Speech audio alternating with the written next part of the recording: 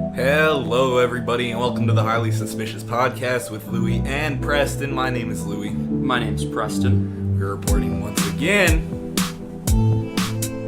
live from the Trap House. How are you doing today, Preston? Pretty damn good. Been a good day. Got up, That's had good. coffee, all good things. How are you doing, Louie? I'm doing good, Preston. Thank you for asking. But I will say, I went to the dentist yesterday, and the dentist is the biggest scam in the fucking world. I haven't been to a dentist in like 3 years. Smart man. I've never had a cavity before in my life. I'll be fine. Don't jinx it, though. They always tell me the same shit at the dentist. They always tell me that You need to your floss gums are bleeding when we're flossing, so Yeah. you must not be flossing. Do you not floss though? I floss some, I don't floss But- at all. but what they do, they floss so goddamn They really hard. do. They're However- trying to draw blood. No, it's supposed to be that if you do floss properly, like every day, it'll kind of push your gums into a certain like place, basically. So when they're going in, they're just kind of doing it the way that you're supposed to. It's just that your gums aren't used to it. No, you're wrong. You don't understand what I'm saying, Preston. They fucking They're doctors. jam. Louie. They're con artists. They floss so goddamn hard. You know what? They floss harder than you are I will supposed say to floss. that they're kind of in the same area as like the eye doctor, where it's like I've had a dentist try to sell me braces, and I've definitely had people at the eye doctor like try to upsell me different glasses and shit. We can give you the transition lenses or whatever the fuck.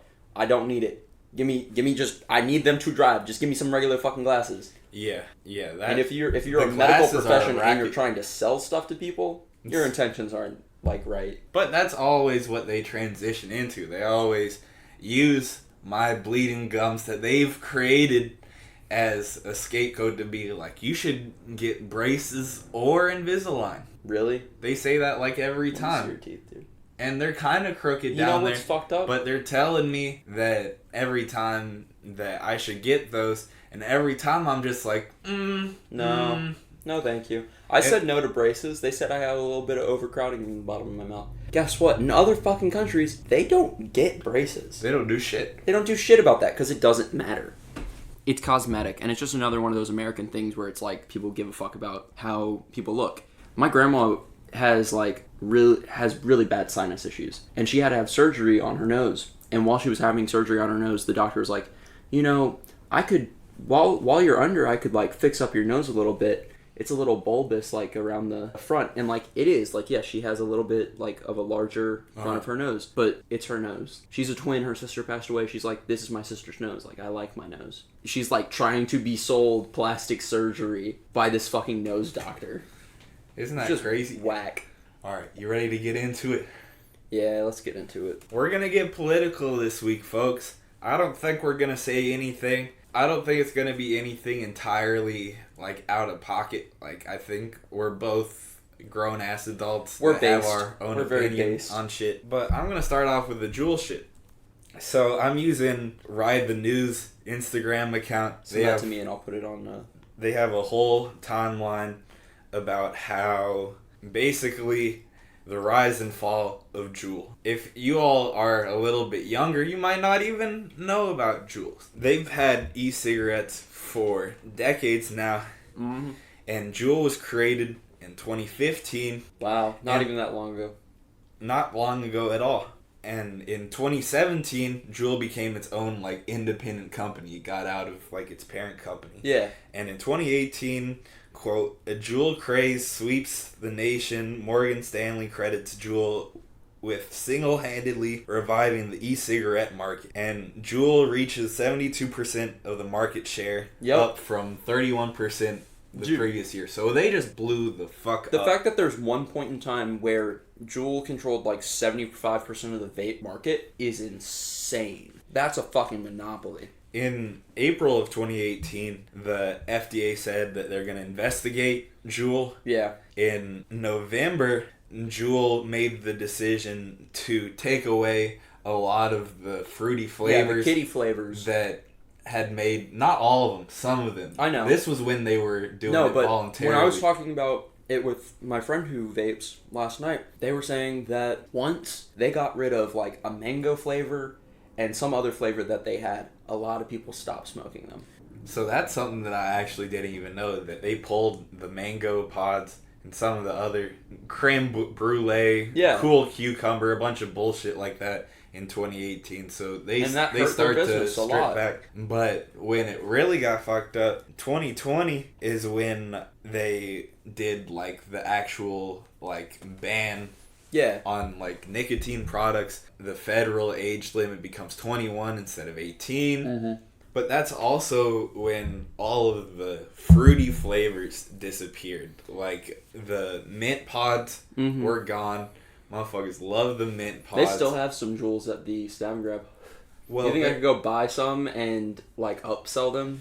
You definitely like, could. A couple of years from now? Here's the interesting thing in this timeline. Because, like I said, JUUL was effectively fucked up by 2020. You know what I'm saying? The craze has already died down since 2018. 2018 was when they were kind of at their peak, and like Preston just said, people are smoking other shit, and they have been smoking other shit for a year. For a long time, because even before that, like, vapes came out, and it was vape mods, and, like, big carts and batteries and shit.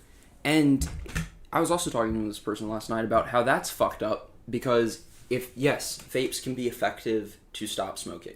People have had really great success using vapes to stop smoking and work their way down. But it's starting and you get to a certain point where you're just smoking for the flavor and for, like, smoking, and there's no nicotine in there. That is why those mods can be good, because you can lower it. But a lot of people end up going from chain smoking to, okay, I'm going to vape to stop smoking, and then they'll just keep increasing the nicotine amount to where you could take a puff, and it's like smoking 5 cigarettes. Yeah.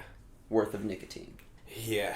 It's funny because I've never felt anything off of really high nicotine carts. Those mods are still legal. I know.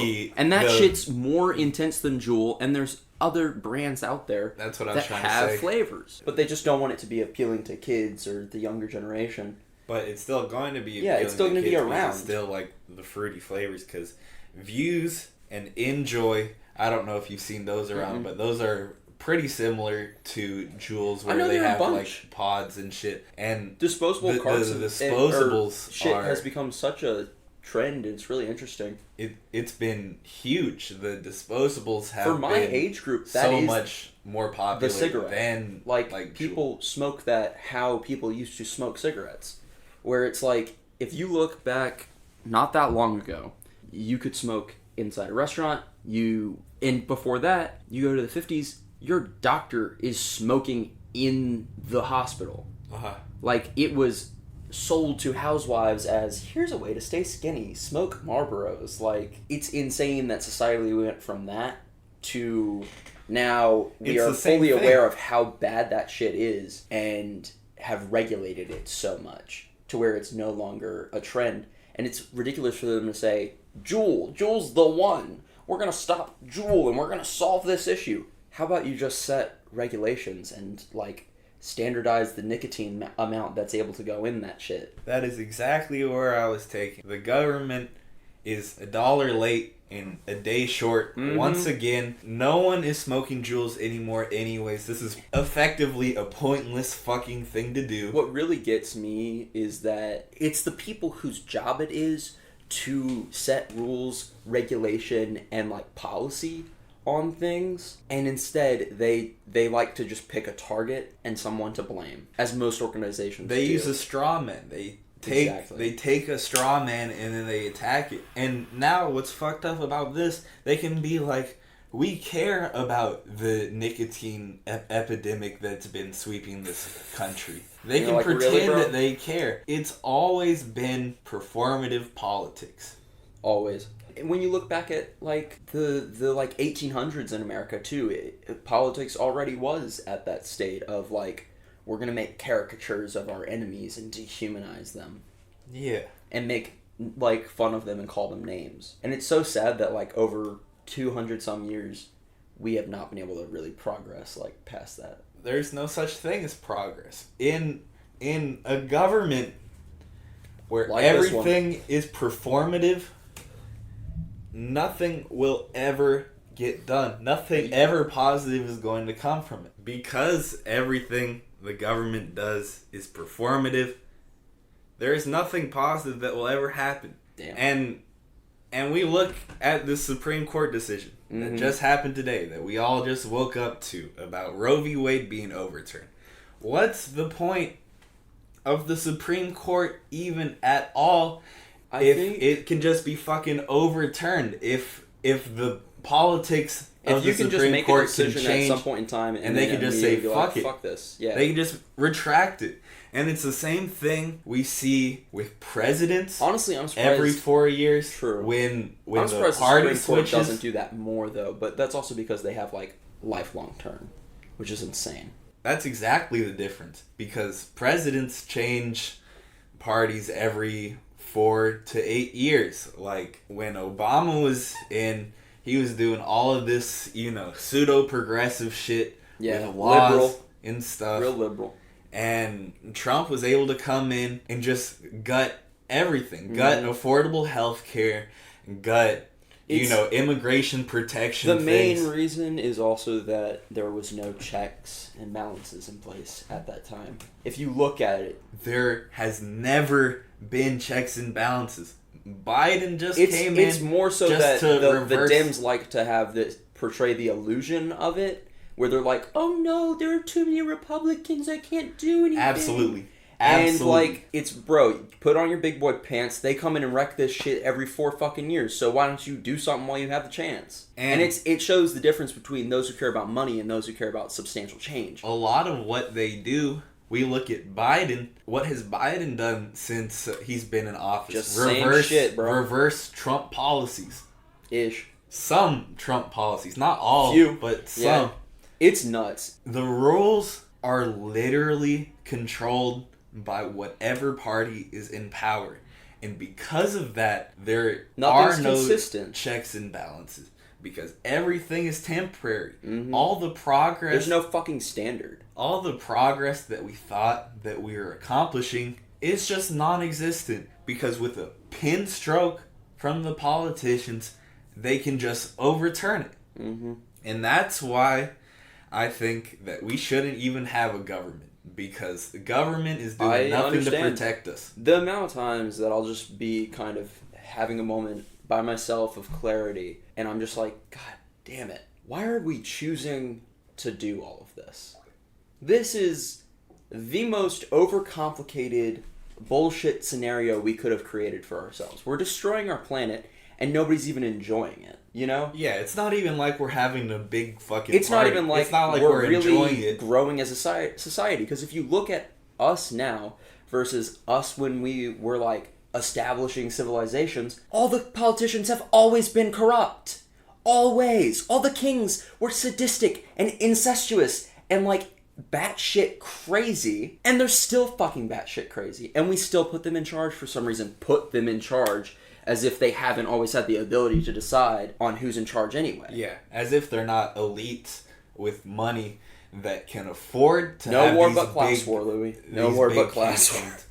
I mean, how often do you really see like grassroots politician shit like that? Never. All of them are funded by either their own fortunes or and the other ones who people's are that actually own them. grassroots have no fucking chance. Because it is a monopoly. It is a monopoly on the two-party system, two-party quote-unquote, that we've created. And it's just insane because it's just like anything else under capitalism where it's like, great, we have the illusion of choice. I feel so much better that I think I even actually get to decide what's happening. Illusion of choice, 100%. Because some people are going to listen to this and they're going to be like I said, society's always been like this. Some people are going to be like, but I'm a Democrat. I don't support the abortion rights.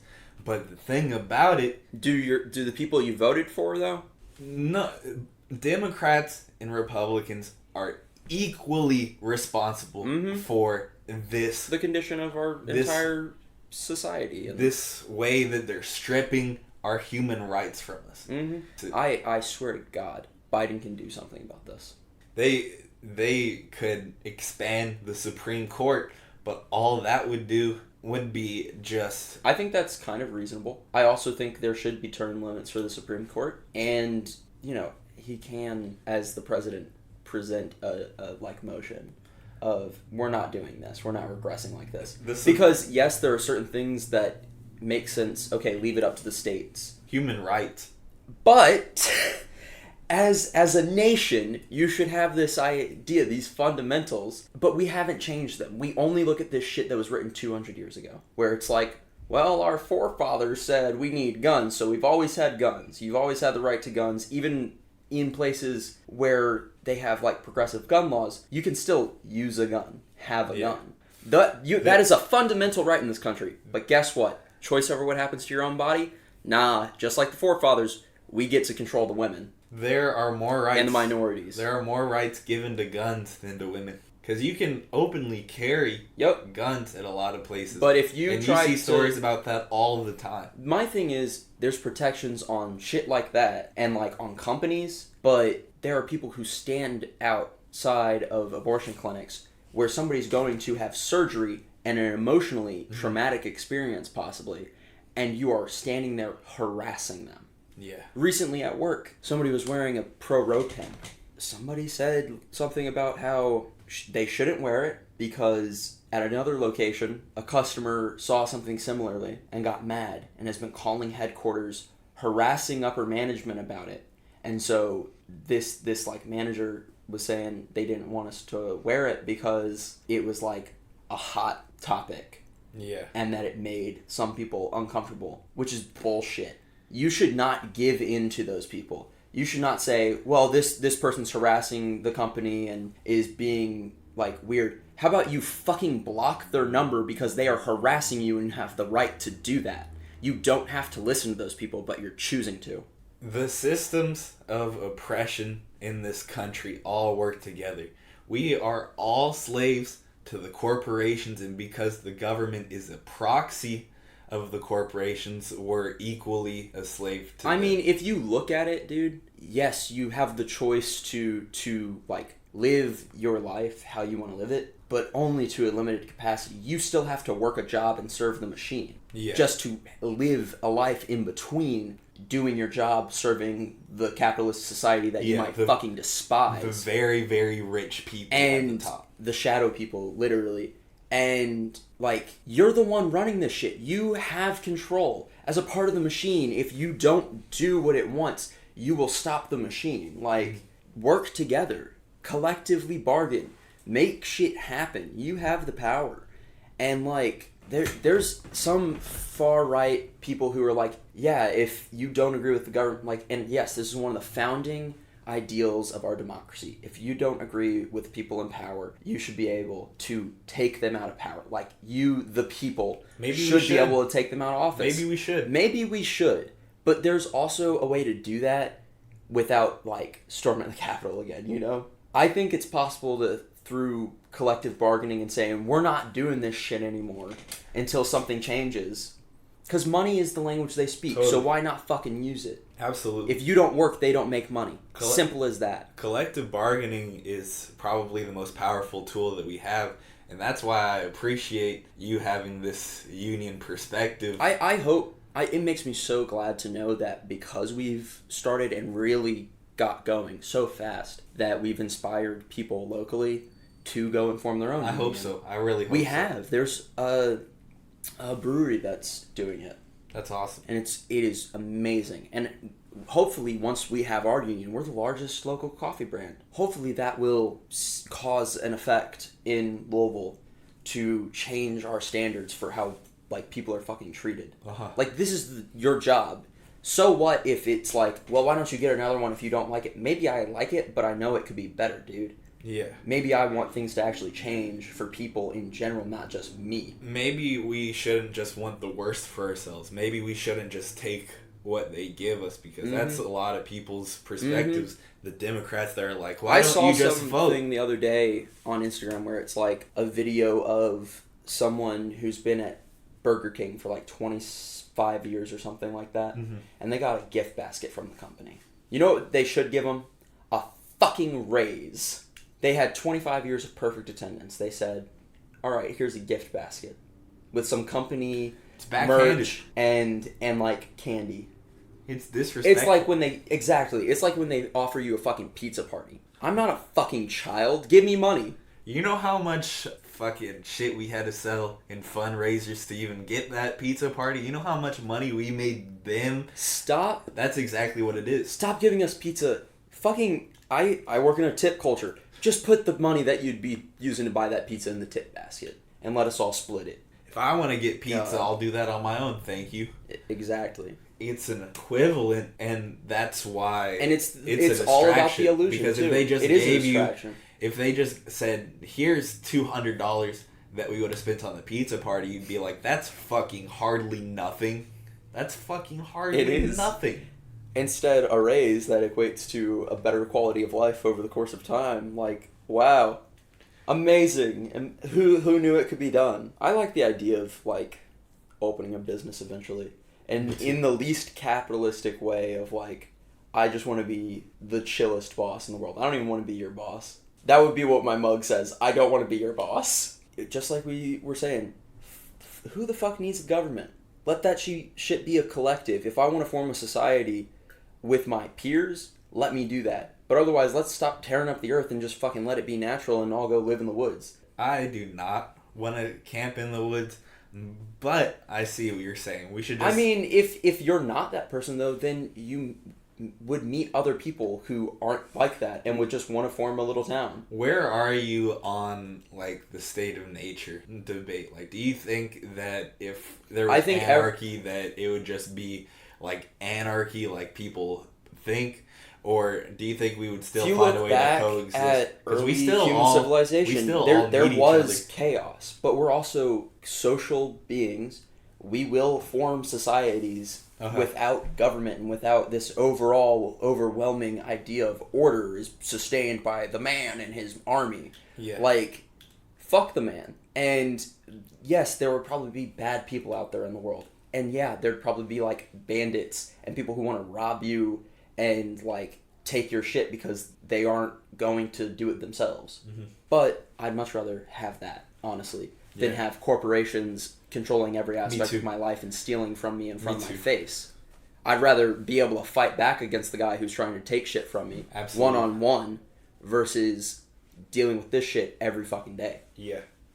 I wanna talk shit about Democrats for a second. Do it. Because Obama had so much time. Obama had so many chances to make the Supreme Court skew. Can you imagine being president for that long and not really doing that much? 8 years is a long time. 8 years is a long ass time. He got gray in 8 years, dude. Yeah.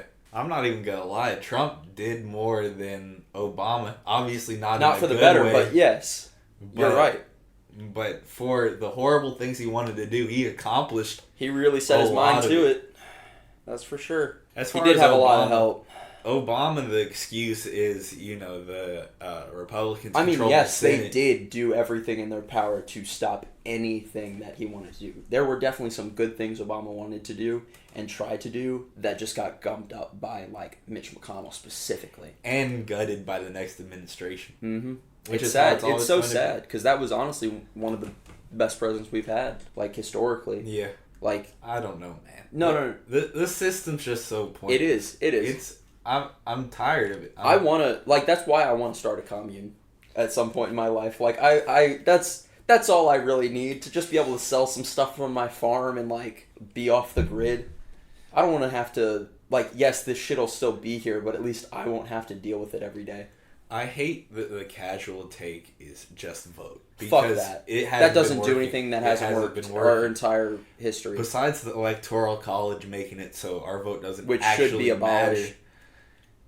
Just the fact that we've been voting this entire time, and the fact is that a majority of Americans don't oppose Roe v. Wade. Right. Yet still and we're so in many this times dysphoria. It's like that no matter what the issue is. Like, if you just look at gun control, even people who own guns are in favor of common sense gun laws. Yeah. It's just these psychos who are like, they take it to the extreme. They do, and it's rhetoric. It's what they do to distract people anyway.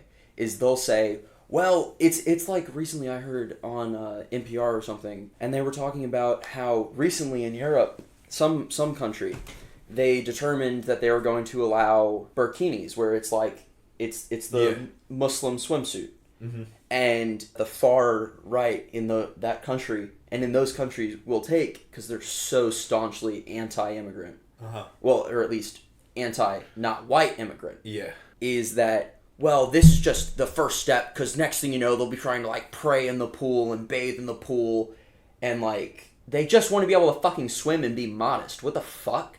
If it was somebody saying, women shouldn't be allowed to wear bikinis, they're like, shut the fuck up, you're restricting women's rights. But they're like, well, they shouldn't be allowed to cover themselves up like that. That's... Even though it's literally for their religion, and, like, they should just be able to do normal shit and still be within their religion. Like, it's amazing that we're able to make a swimsuit that's not going to make you melt your ass off. You should let them enjoy that. Because otherwise, religiously, they would only be able to swim with, like, only their husband. They use shit like that just to rile up their audience, and it's all rhetoric, and it's all It is all rhetoric. Any final thoughts? Voting doesn't work. Yeah. The government should be abolished. Yeah. Let's just all form communal tribes and live out the rest of our days in peace. Okay, I like that. Musical intermission. This will be a good way to cool down.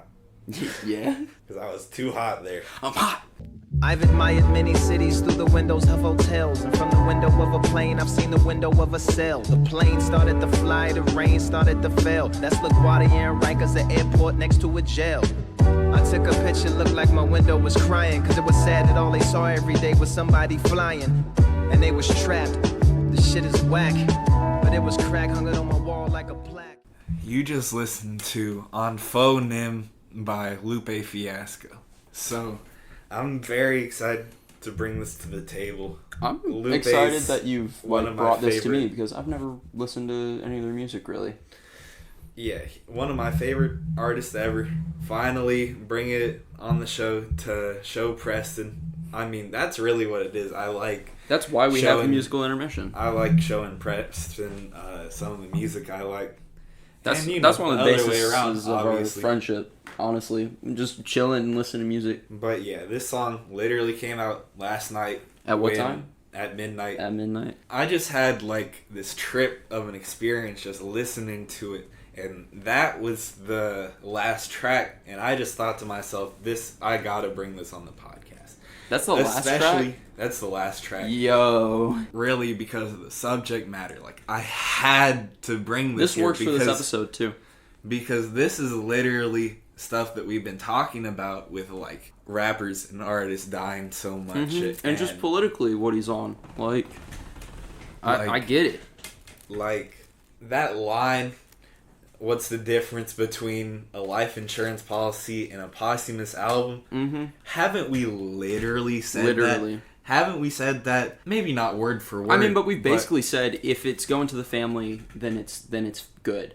But a lot of the times it'll otherwise be used just as a money grab. But did you hear the punchline? Spotify. Yeah. That's the difference. There's a third party with their hands in the profit for the family. Yeah, that's good too, because I honestly we use this as a medium to rant, but I also understand that if you are going to talk about something, really talk about it. Don't just sort of say, oh yeah, this thing about posthumous albums sucks. Say who the fuck the problem is then. Call them out. That's what I found really impressive about that line. That's the thing. He kind of called out himself. But yeah, that is on Spotify. That song is on Spotify, but... That's what you got to do as an artist. Yeah.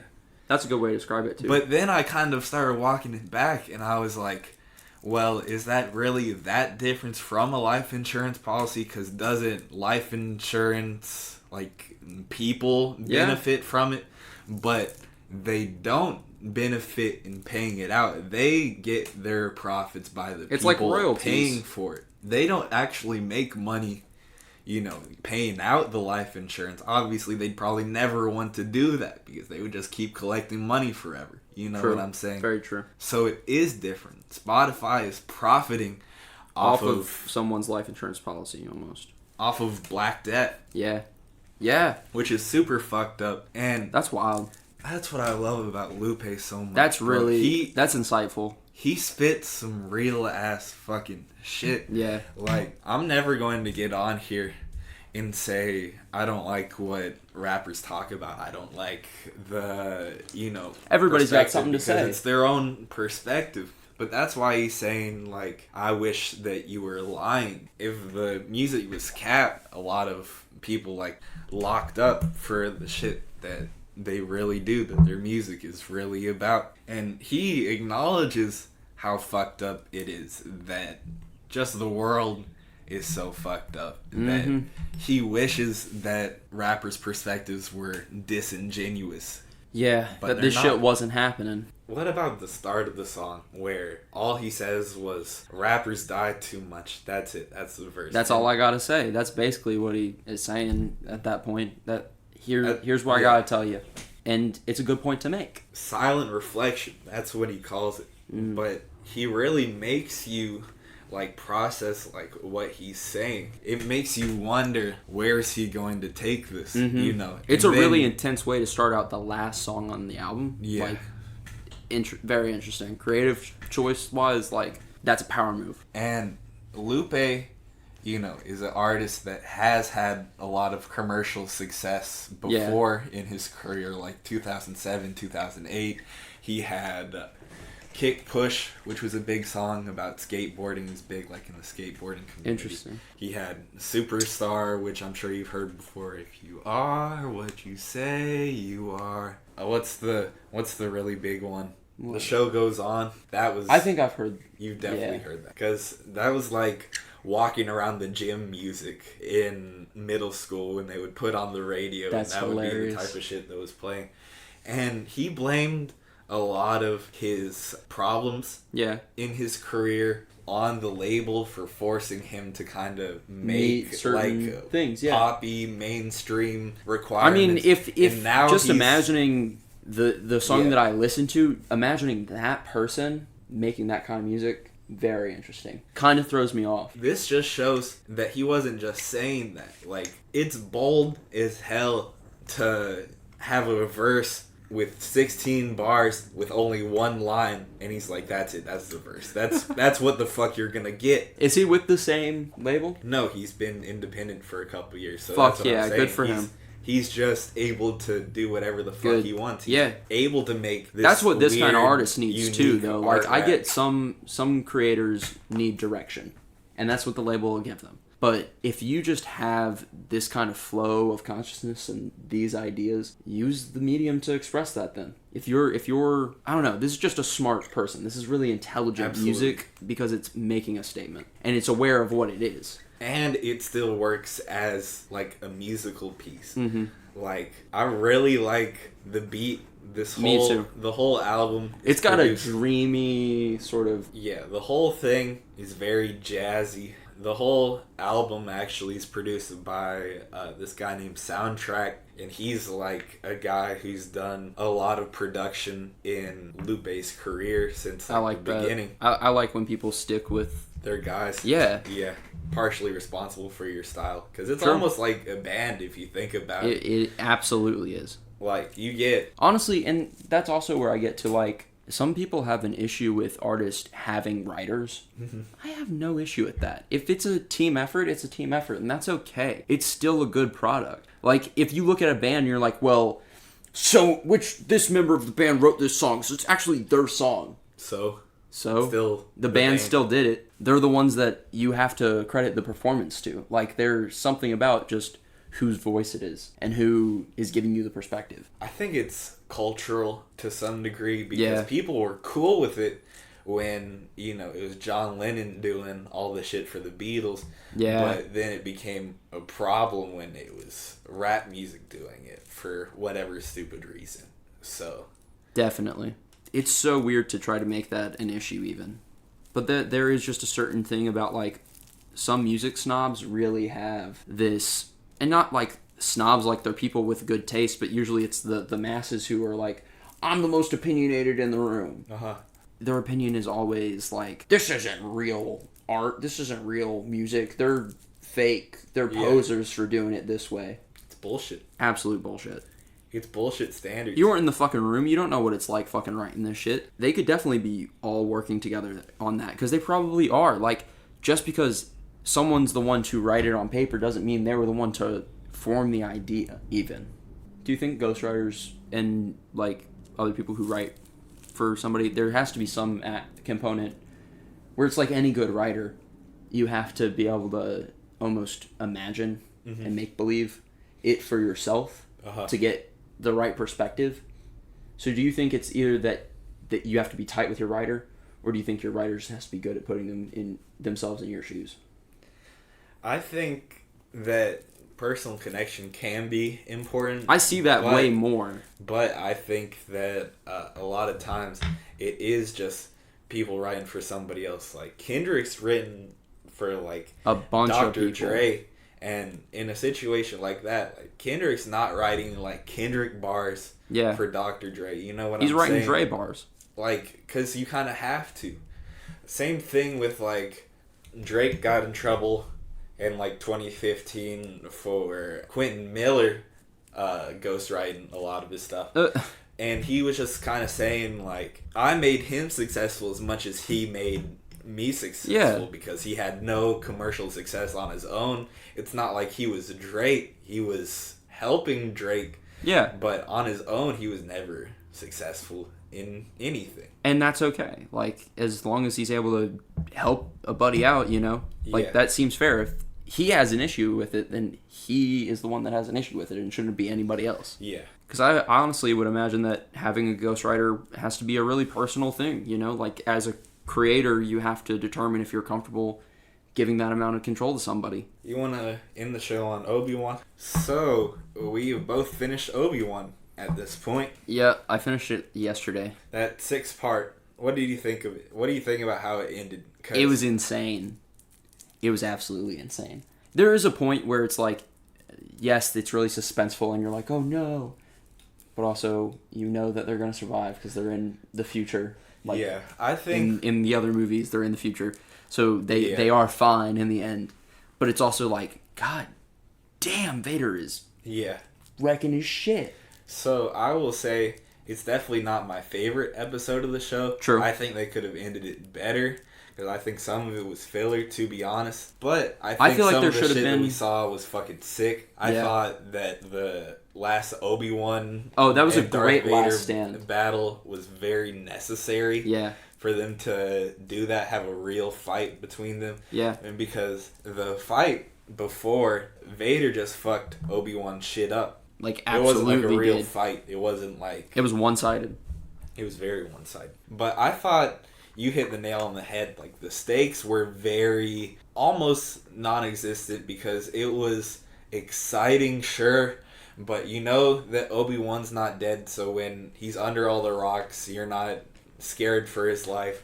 And when Obi-Wan gets up and he's going ham on Darth Vader, it's the same thing. And I thought that it was kind of... It obviously wasn't stupid that Obi-Wan, like, couldn't kill Darth Vader, because he is in later movies.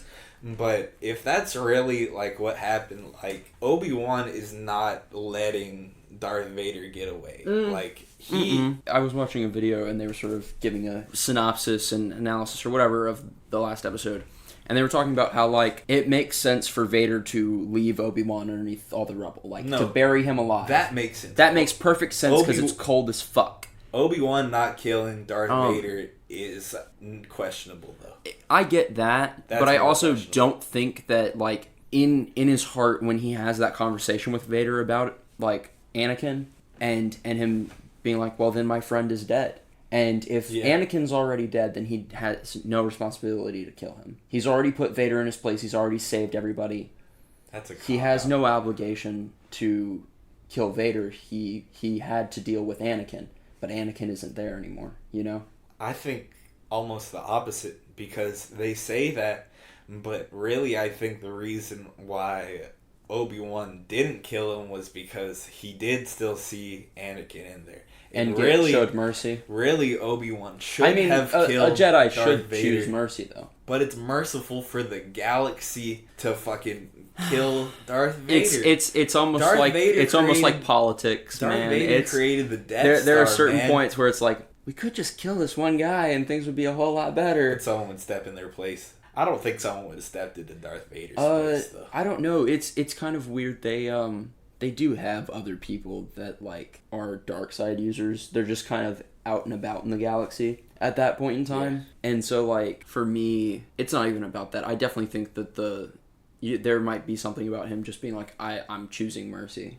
I guess. But I also get what you're saying where it's like if he's gone through all this and he just was like I have to when he's going to fight Vader, he's like got this I have to finish this mentality. Yeah. And if he's just leaving him alive, then he hasn't really finished it. I get that. I thought that the third sister, her whole story arc was shitty. I kind of liked it. I think that the ending, that last episode where she's just chasing Luke around with a lightsaber. Yeah. Again, same thing. Kind of silly. Luke is alive. There are no stakes because Luke is alive and he's in an entire trilogy, or he's in 2 trilogies after this, bro. We know Luke's fucking alive.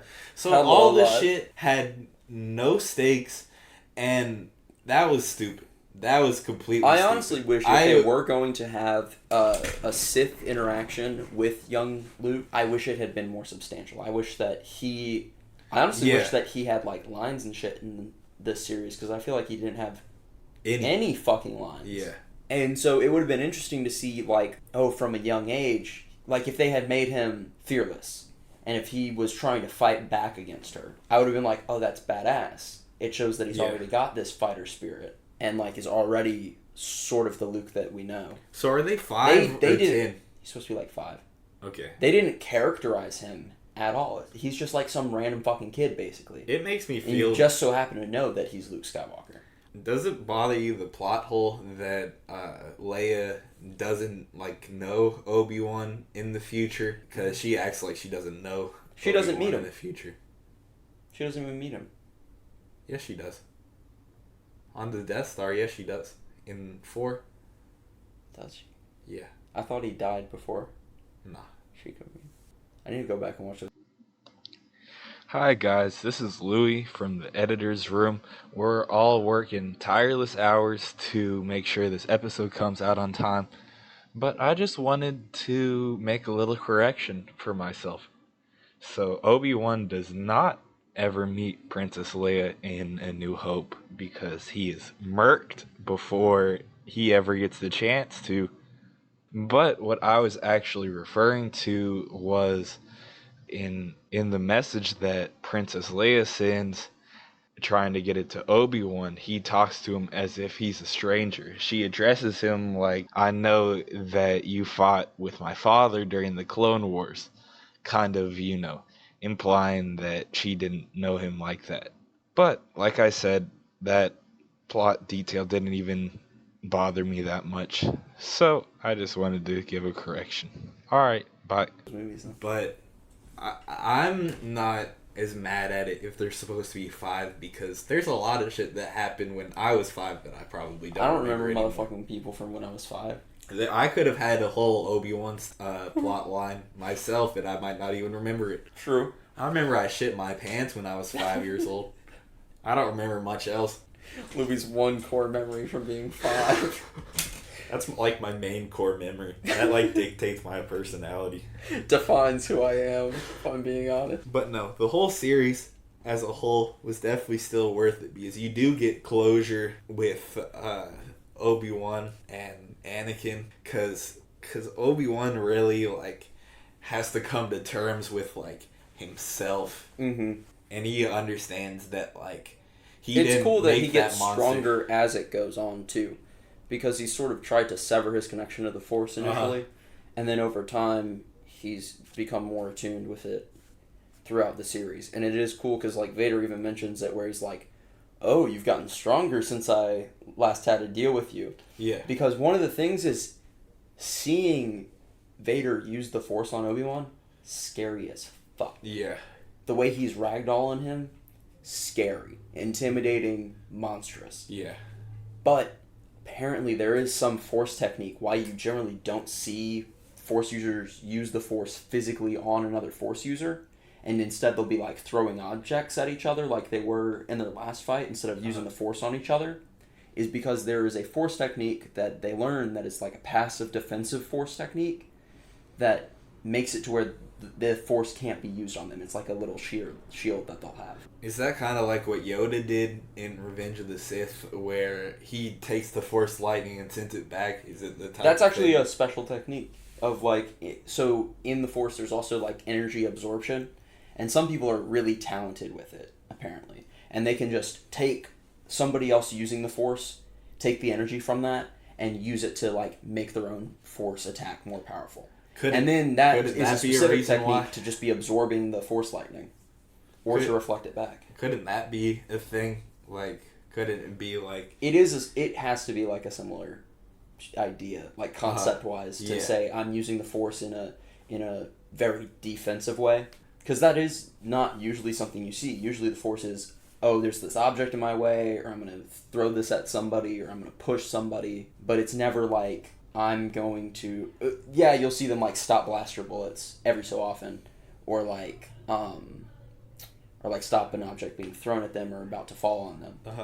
But it is really different to say, I'm not actively using the Force, I am just redirecting the Force. It's so interesting because when you look at, like, the comics, or, like, some people love the Force Unleashed games. I do. Starkiller... so powerful, so much more powerful than anything you see in the movies, and it was great to see Vader be kind of powerful like that. Definitely. To really see the Force in like all its glory in a movie for once, and I hope that they kind of continue to do that in the future. Like, I want a Vader storyline, and I want them to have him using the Force like all the fucking time. They could have a whole like Darth Vader show, but I would love that. I would definitely want the original voice actor. I didn't think it was that bad. When they had him at the end, I kind of liked it. Well, at the end, he had like his mask off, and it was Anakin. I mean when he's yeah, that was great. I loved that. That the way that his voice was distorted between Vader and Anakin, amazing. It was amazing. From just like such a creative perspective and take on it. A great way to do it. Yeah, but no, I didn't think that the like sort of robot-y voice that they did to make the Vader voice throughout the last episode was that bad. I definitely heard some points where I was like... It wasn't great, though. Like, can you imagine how chilling it would be if it was like the actual... Yeah. Because, I mean, that's why Darth Vader's so menacing in the original ones, because just the way his voice has, like, ambiance to it. And they still tried to do that, but it just doesn't work as well in this just because... I liked the series overall, though. I did, too. I thought that they had a good ending with Leia. I thought that heartfelt ending was really sweet. It was good. I liked seeing Qui-Gon Jinn. That was cool. I thought that they could have done more closure with like some of his like Obi-Wan's crewmates that he'd met, like Ice Cube's son and people like that. I thought they probably could have had more closure than all of the fucking screen time they devoted to the third sister. Do like an early storyline of the Rebel Alliance and have some of those characters. Like, they could totally... There's so much time to fill, you know? Yeah. That they really could, if they wanted to, follow some of these characters and do like a little series with it. And even though it could be like... Some people probably take that as, oh, we're trying to just do a cash grab on some characters that we just introduced out of nowhere. But also, it'd be kind of cool. It could be cool to see, like, the beginning of the Rebel Alliance. Because that is the beginning of the Rebel Alliance. It could occupy a space kind of like Marvel has, where they're just doing shit because they know that the Marvel fanboys are going to click immediately. Yeah. And I hope it doesn't become that. But all of the series so far haven't been that. I want them to introduce the Legends characters that aren't in the main series. That would be dope. I would love to see Starkiller in some series, because Starkiller is supposed to be alive during the time period of the Obi Wan series. Like this, if you look at the timeline, it would be right after Starkiller like has escaped. What would you rate The Mandalorian out of 10? Just as a baseline before we rate. First season, both together, 9. Yeah, the first season was like a 10 for the second season was more of a 9, so it's kind of that's overall interesting because I liked the second season. I like the more second than season, first. but I really fuck with the first season. It just So- has. I like that there's kind of Western vibes and shit. I fuck with space Western. Yeah. I'd probably give The Mandalorian like a 9. If that was a 9, I'd probably say Obi-Wan was like a 7 or 8. Yeah, I'd say an 8. Have you not watched Book of Boba Fett yet? Not yet. You should watch that, like, starting now. I'm definitely I going. swear, it was so good. I love that character anyway. As good as The Mandalorian? Better. Better? Better. Damn. You do have to have seen The Mandalorian to get, like, some of the characters and shit. Right, of course. But I love seeing Tatooine. I love the atmosphere of Tatooine. And I love how he's, like... They really develop his character a lot. They have some flashbacks and shit for the first few episodes. And it really develops the character a lot. And they do a good balance of, like, when they're doing a flashback versus when he's in the modern day, like, starting off as a... Basically, he's, like, a mafia boss. Thank you all for listening. We'll see you next week, where hopefully we won't piss as many people off. Bye.